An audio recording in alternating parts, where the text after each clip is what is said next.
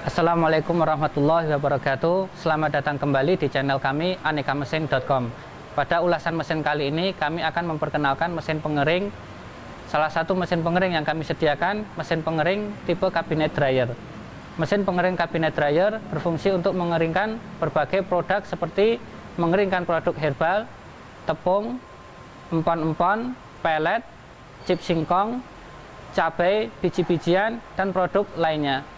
Cara menggunakan mesin pengering cabinet dryer: pertama, produk diletakkan di dalam nampan, kemudian dimasukkan ke dalam mesin.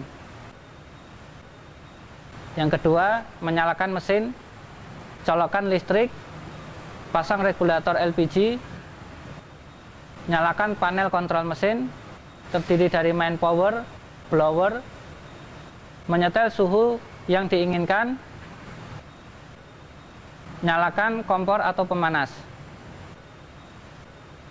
Demikian ulasan mesin pengering tipe cabinet dryer kali ini. Percayakan mesin pengering tipe cabinet dryer di anekamesin.com, produsen mesin berkualitas.